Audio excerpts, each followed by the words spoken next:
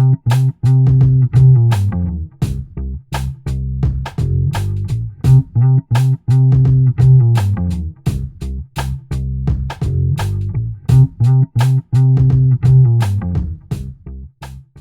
how long have you been with the Rolling Stones? Are you one of the original members?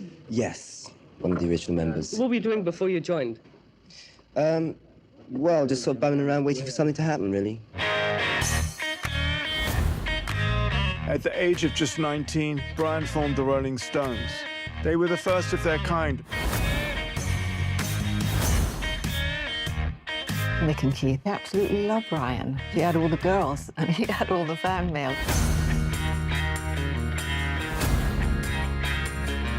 Brian's rivalry with Mick, the leadership of the Stones, was growing. A visible friction grew up between them. A rock group is sort of like a primitive tribe. Their whole lifeblood comes from that bond. Once nobody wants to talk to them, they just go off into the woods and die. I felt sorry for him for what we did to him. We took this one thing away, which was being in a band.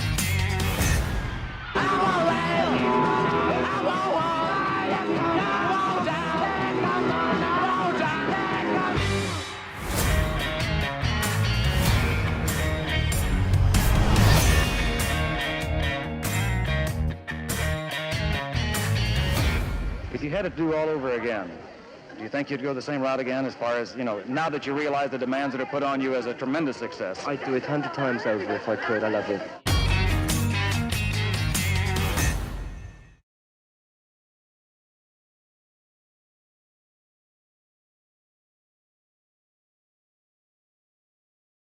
All right, great. Hi, Nick. Good, hi. It's been a while. It has been a while, yes. I don't know if you remember. What was the last one we talked about? I want to make sure I get the title right. So Oh, don't worry about it. no, it was the serial, the Grim Reaper. the Grim. Right, that's what it was.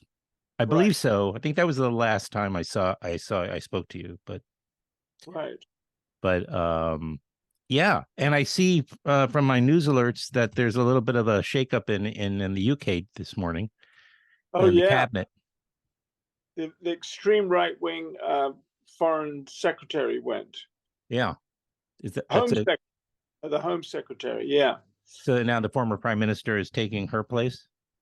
Very strange. The guy who's kind of responsible for us for Brexit. For Brexit. So, yeah, so it's a rather strange moment, yeah. Do you think it's a good indication? Or it's too soon to kind of make any kind of broader Well, I think assumptions? the government is falling to bits, and it's very divided. Yeah. Very symbolic of that, really, more than anything. And Suella, the Home Secretary, is extremely right-wing, very racist, and yes, black, and yeah, very anti-immigrant. Although she's a first-generation immigrant. And the Conservative Party, I guess, a bit like the Republican Party, has an extremely vocal, very powerful right wing, which she represents. So I'm sure she'll be running in the future, probably for party leadership. Right. Oh, yeah. Yeah, because I could reinforce that idea. Well, I think the UK should look to the US for a much more progressive and we're so much further along, Nick, Exactly. Yeah. We're a real example at the moment. Well, it's great to reconnect because, and I kind of feel like the timing, of course, here for the Stones and Brian Jones, the Rolling Stones and Brian, is it the Stones and Brian Jones, right? The Stones and Brian Jones. Yeah, I want to make sure I get it exactly right, of course. Which, by the way, just to put it right out there, is opening very, very widely thanks to Magnolia Pictures on the 17th of November. So they've done it, haven't they? Yeah, they really have. But the timing is awfully good. I mean, this is they just released a brand new studio album, their first in close to probably 2 decades. So that's amazing. Was the timing of that a coincidence? Coincidence. I love to take credit for it, but it was a coincidence. But we were also working on the film an awful long time, so the chances were that we would be able to choose a good time at some point. I've never taken this long on a film before, but it was such a complicated film, one way or another, put together that we ended up spending. I normally do sort of a film in a year, but this took more or less 2.5 years. So the Stones, in a sense, had to do something meaningful, memorable within that time, I guess, being such an active band. I guess so. There's too many, it's too easy to make ageist jokes, so I'm not going to go there at all. But yeah, no, I mean, well, how come it took 2.5 years? First of all, I know it's obviously I understand, given the nature of your past films that I'm aware of, and I want to do talk about what in a way, this feels like a bit of a departure on the surface of it. Yeah. Well, it was quite personal. I met Brian when I was only 14. It was a kind of seminal moment. They were kind of our heroes, and we were all sent to these rather repressive, authoritarian boarding schools. And Stones represented sort of anarchy and rebellion and doing all the kind of things we wanted to do. So, meeting him was very, very symbolic in a way.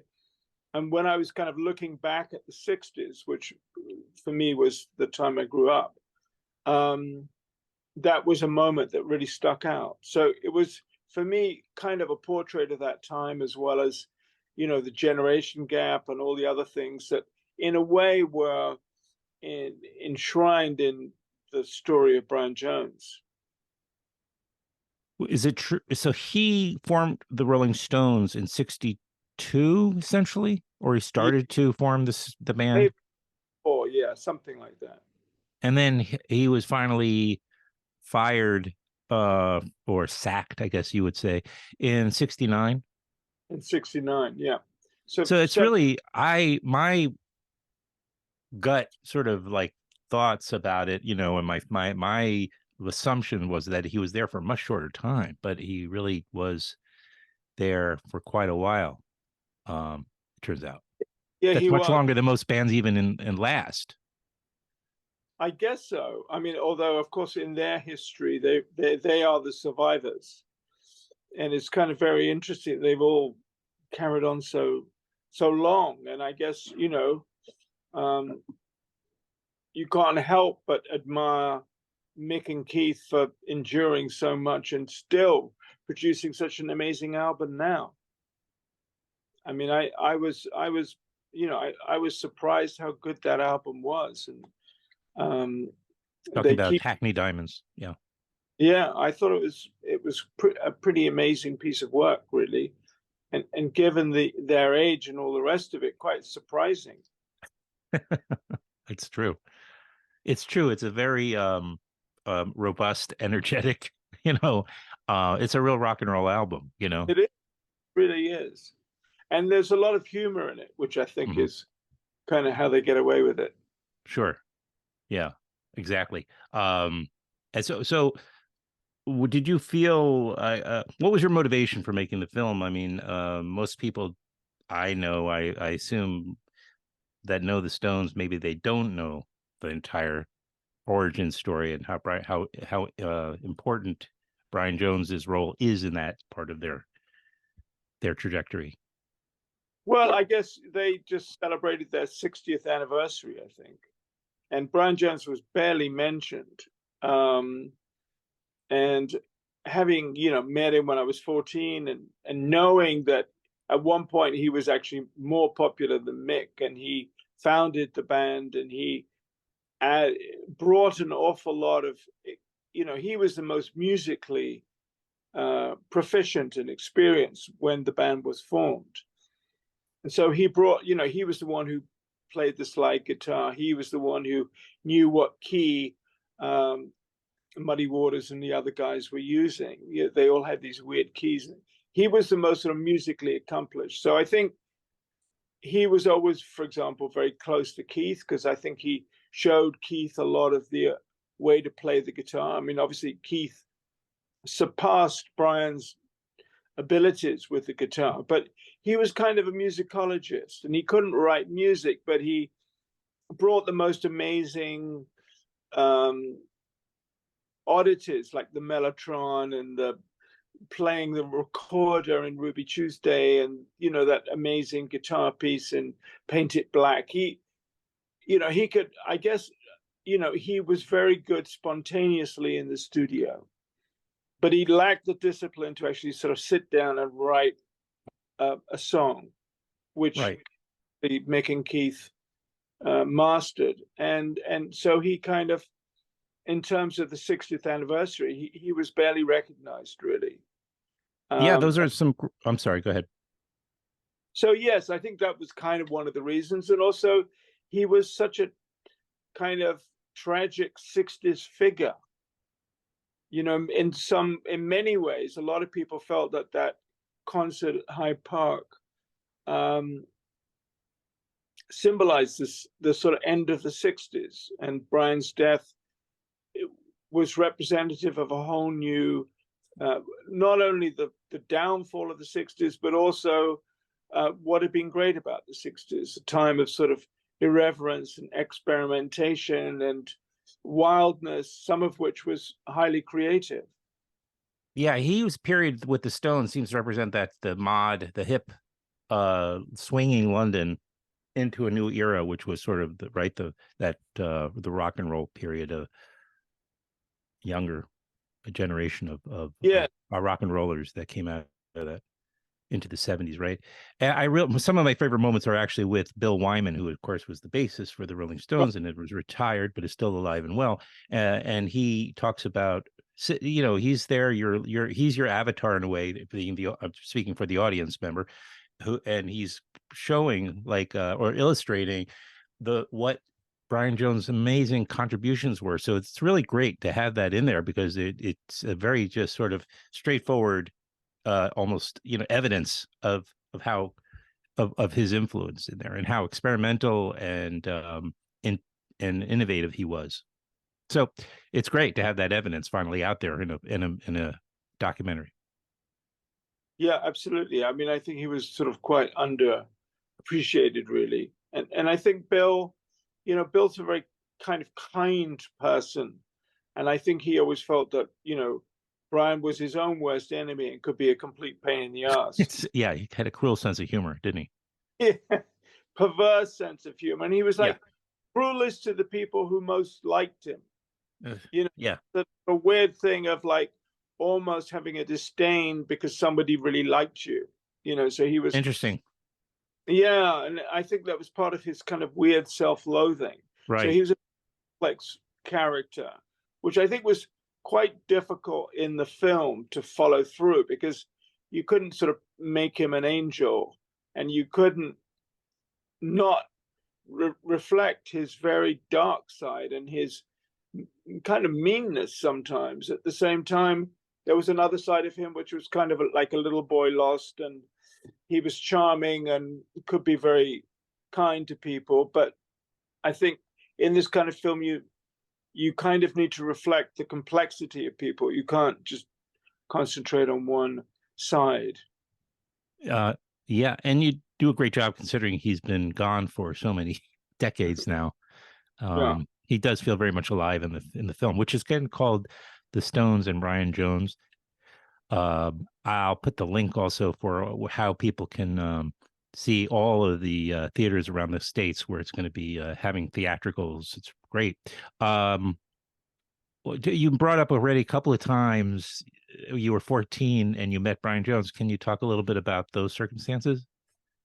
Yeah, I was living in one of these boarding schools in the middle of nowhere, and I was on the train going back in my little flannel gray suit, and Brian Jones was in the first class compartment, and I couldn't sort of believe it at first, and I sort of knocked on the door and asked for his autograph, and he was there all by himself. He just sort of said, why don't you sit down? Really? Yeah, he was kind of very friendly, and I was surprised first of all because he was spoke with a very clean kind of middle class accent. I always imagine, because the rest of the band were all kind of Cockney, and but he was unbelievably well spoken, sort of very sort of Oxford English kind of. And then he really kind of wanted to talk about train spotting. He was really into trains. And I learned later on that he had a big train set of his own. And he and Stu, who used to drive them around in the van, had this big train set that they had back at home. And that when they were on tour, they'd often go and buy bits and pieces for it, or actually hang out on, So, and he loved that particular line. It was, constructed by Isambard Brunel, who was a very famous engineer in England. And so that's what he wanted to chat about. So of course I was, it's the last thing I expected, really. Yeah. So we chatted away like that for like 15 minutes or so. And then he kind of got out the next station. But I just felt, wow, this is somebody who's got the world at their feet. So I was very surprised when, just 7 years later, he was dead, and not in the band anymore. So I think the 60s traveled incredibly fast. I think an awful lot happened in a very, very short time. And I think a big group of people who were at the center of the 60s barely slept, I think, for sort of 5 or 6 years. There was always something happening. They were always doing something. Racing off to somewhere. Time, yeah. I'm curious, as somebody who's been following your career for quite a while now, and there's been definitely a couple of exceptions in terms of your filmography, but most of your films, you're actively involved in. You're a character in the film. You're usually investigating some sort of mysterious aspect to it, or that hasn't been uncovered in a story. I'm thinking, of course, of especially in some of the music-oriented docs, let's say like Biggie and Tupac, or Kurt and Courtney, and among other films. Even the Grim, what was it called? The Grim Sleeper. Sleeper. I thought it was Grim Sleeper. I didn't want to misspeak. Right. Yeah. Where that's not a music doc, but it is, you're in the film and you're investigating the story, and you're let's not say ambushing people, but you're definitely confronting people, and you're putting yourself in the center. Here, this is like more of a conventional approach to for documentary form, right? I mean, obviously this was something that happened in the 60s a long time ago. I felt the challenge was to make it alive, to bring it to life, to get some real emotion into it, to make a very intimate film, an intimate portrait, so that you kind of cared about Brian Jones, which is why I interviewed all his ex-girlfriends who were quite passionate about him still. So you get very much a sort of female point of view of Brian, rather than it being the sort of normal film of all the old bandmates talking. It's really an emotional film about somebody who was pretty lost at a time when there was an enormous gulf, I think, between parents and their kids. And, in a way, he was somebody who just wanted his parents' approval. Right. And never got it, So it's a very age-old story, really. And I didn't feel I had much of a part in it. It wasn't like a murder mystery, or it was something that just happened. It was something that happened, so it was much more like doing a drama. It was something that really needed to be in the 60s. And originally I did quite a lot of interviews with people, which I cut out because the interviews were obviously not done in the 60s. And the people suddenly looked so old, the people who had looked so beautiful and gamine and sexy in the 60s, suddenly, they look, when you see someone in their 80s, you can't believe it's the same person. So I took all those interviews out and put a lot more archive in. So it really is a kind of 60s experience. And that's one of the reasons it also took so long to make, because there isn't that much original material at least it takes an awful lot of time to find it, of the 60s and of the Stones. You know, we all film everything on our cameras and on our phones, but there wasn't much filming going on there. So, you know, the archivist started digging up archive, looking in people's lock-up garages and attics, sort of almost a year before we started shooting. So it just all took very long. Yeah. Well, it's worth the wait. I can guarantee that to people who are interested, because, you know, maybe some people might think that there's so many documentaries and so much information out there about a band like the Rolling Stones. Then again, though, this is a story that really hasn't been told in what feels like less of a self-celebrating type of manner, which so many rock docs are made. This doesn't feel like a rock doc. This feels like a personal story, you know, a different type of approach. Because we've seen so many documentaries, you know, where people just bring out the Eric Clapton again and Sir Paul McCartney, you know, to interview. It's very easy. It's not easy, but we're accustomed to that approach. This feels much more personal, and you really feel like you have a sense of Brian Jones. I mean, more than a sense, actually. You feel like you get the full Brian Jones experience here. So I appreciate that very much. Well, thank you. Yeah. And the Stones and Brian Jones is going to be out across the country in countless number of theaters. I think it's Friday. What? Is it on the 17th of November? 17th. That's right. So, you know, people can go to the theaters and see it, and I recommend they do. And I don't know, do you feel like your days of making the other type of documentary where you are kind of probing personally into things, does that have any appeal to you anymore? Yeah, absolutely. I mean, it does. I'm about to start another. Oh, good. Which is very much involves me. I mean, I guess it just depends on what the story is that you're telling. Sure. How involved you are.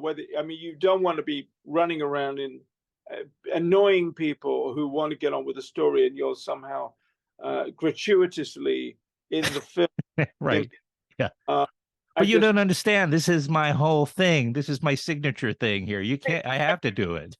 Well, just get out, buddy. And so, yeah, I mean, one of the things I enjoy most as a filmmaker is trying to work out what the right style is to tell a particular story. And of course, they're all different, and they all have different challenges, you know. But I didn't have the excuse to run around with a microphone, really harassing people in this film. So. Oh, well, so much for the fun. Yeah. Yeah. Well, thank you very much. I was really looking forward to talking to you again. I always enjoy this, you know. Yeah, likewise. Well, I'm pleased you enjoyed the film. It was it was a challenge because he's such a complicated person, I think. Both lovable and hateable at the same time. You mean human? Yeah. Very, very human. Yeah. Yeah. Well, you know, to truly accept somebody, you know, you have to take both. Otherwise, you're not really trying to connect with a real person. You're connecting with an idea of who you want that person. You're projecting. You know, here we accept people because we know they have foibles, and you know, Brian Jones had foibles, so.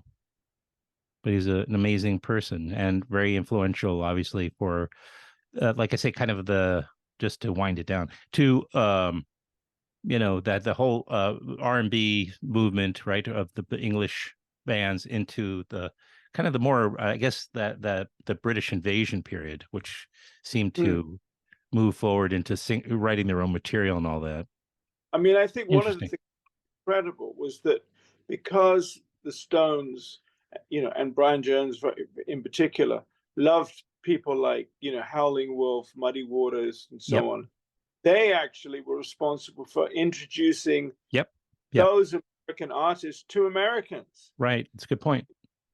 Because Which, ironically, right. yeah, it was rather incredible, really, that, they kind of hero worship people like Howling Wolf and got him onto mainstream television in America. Well, they also, when they toured their first tours here, were they included them with as opening acts often, right? Yeah, absolutely. And Which, for them, gave them, by the way, finally some financial. Finally they made some money, these artists. Yeah, absolutely. And suddenly they could, get into sort of mainstream culture. So yeah, it was very ironic that it took a white band to introduce, these amazing Black musicians to America, their home country. And Brian was very much, I think, behind that, and was kind of a blues purist and didn't want to go into writing more sort of popular stuff, which of course Mick and Keith were so brilliant at. So I guess he was horrified when things like Satisfaction came out. Right. Maybe partly because he didn't write it himself. But, but he saw the writing on the wall. That he saw. I definitely, when that happened. Then, of course, Muddy Waters did Satisfaction. So, well, no, Otis Redding did. So it must, it's like a real irony that some of their songs were then taken by giants like that, Very difficult for Brian, I think, who wasn't writing music. Well, clearly we need to put aside more time for next time, because the 20 minutes or whatever isn't nearly enough. But I do appreciate your making time, and I look forward to talking to you again with the next film, and seeing you again, maybe in person. Thanks very much. Thank you very much. All right. Have a great day, or evening, I should say. Thank you. All right. Thank you.